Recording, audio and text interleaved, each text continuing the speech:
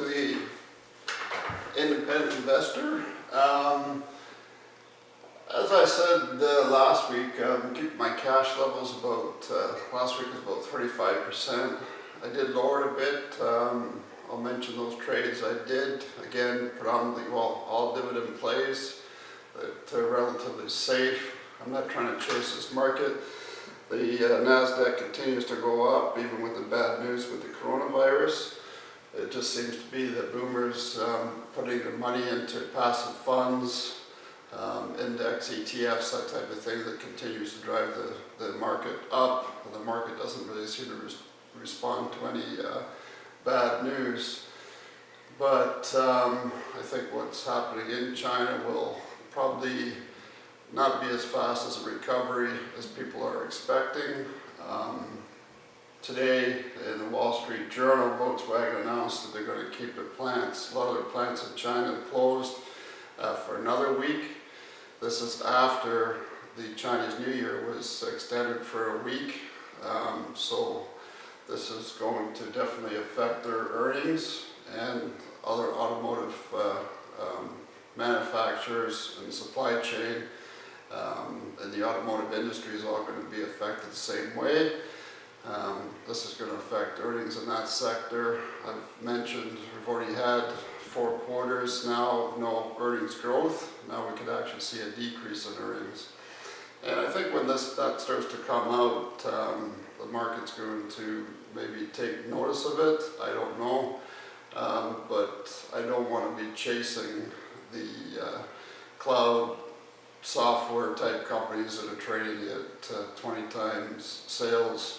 So I decided, as I said, I'm keeping my cash levels about 30%, unless I find a real compelling dividend play, which I did last week.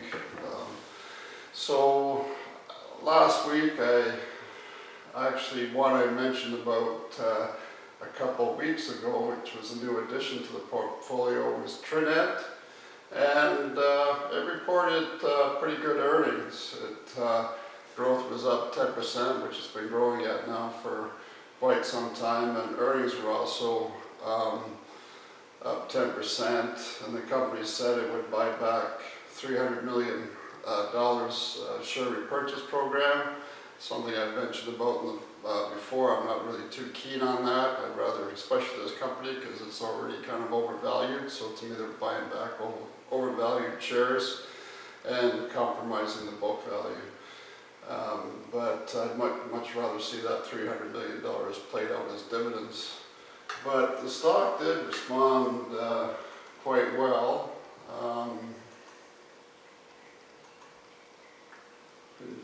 Let's bring it up here.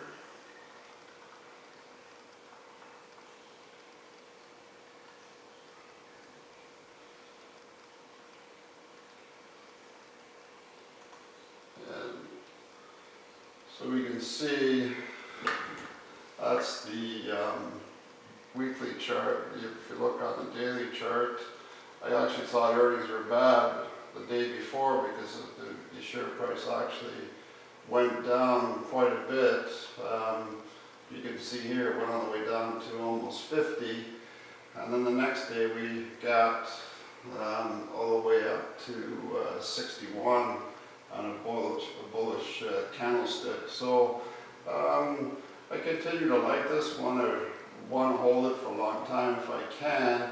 But as I said, the stock's already on the kind of overvalued side. So I did do a covered call at 65 in June for 250.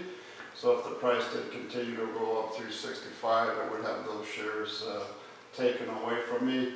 And I said in the previous video, I don't mind that because the company's already very expensive. So that's just a little update on TNET. Going on to some of the purchases I did. I added to IPL. I talked about pipelines quite a bit, and that they've basically got a natural monopoly. It's almost impossible now to build a new pipeline with all the environmental concerns and everything else. So existing ones shouldn't have any problem, maintaining their dividend and increasing their dividends. So IPL is one I've had for some time now. It was a TD recommendation, but with my sell-off of other stocks, the percentage is in my portfolio increased over 5%, and I thought maybe I should take a closer look at it because there was some rumblings about them having a bit too much debt and maybe the dividend not being as safe as what TD had kind of mentioned. So the dividend is 7.84%, which is of course excellent. And I went on a pretty good website. It's called dividendhistory.org. You can just Google that, and went back all the way to 2003, and they paid a dividend continuously from that date to today. And at that time it was 6 cents per month. They pay their dividend monthly, which is nice. And today, it's 2019, that dividend is 14 cents, so it's more than doubled. And since 2009, their dividend has increased by 7.3%, compounded annual growth rate. So they really do focus on their dividend. One issue, the debt is a little bit on the high side. I went through the numbers from the last annual report, and let me just get it up here.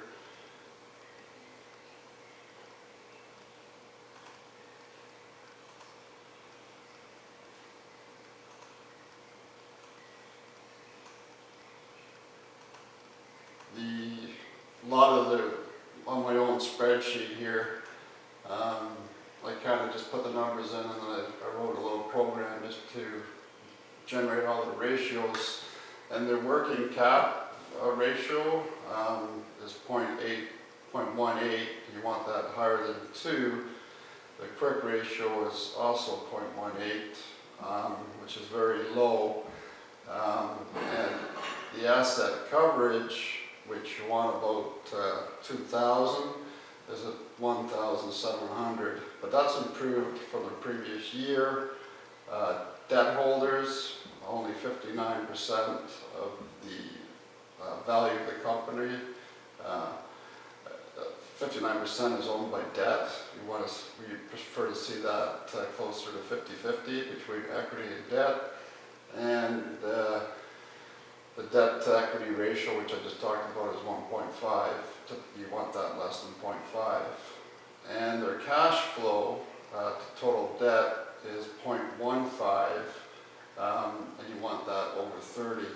So I am a little bit concerned about those ratios, but I did decide to add anyways, just because the history of paying out their dividends, and for something else I'll get to later.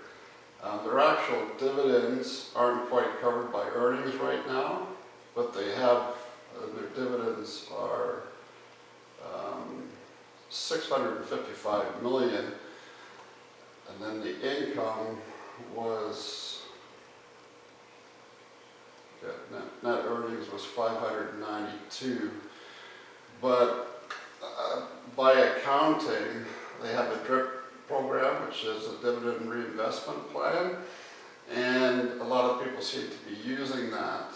So for actual cash flow financing, that number almost gets cut in half to almost 300, because the dividends are being issued in new shares. So that makes it a little bit more sustainable.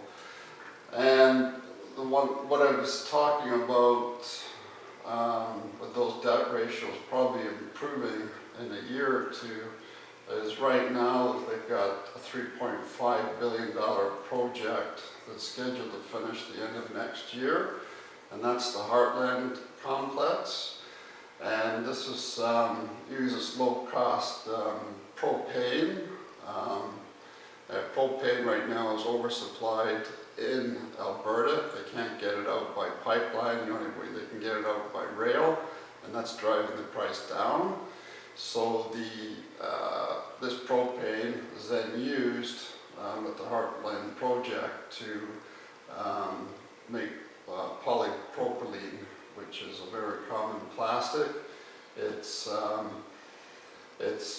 plant, once it's built, is the project to be one of the lowest cost production plants in North America, and it's expected to add $450 to $500 million in earnings before income tax depreciation. So it's be a whole new section of the company, and I'll mention what the other sectors are shortly. Polypropylene demand is expected to grow at 22% a year. It's used in packaging, automotive parts, medical equipment, currency, and textiles. So hopefully in 2 years' time, some of these debt ratios will improve, and they'll be continuing. And I think the management must be pretty confident because they're still continuing to increase their dividend payouts. So this project does seem to be on time and on budget, so that is another promising thing. So as far as the actual share price, got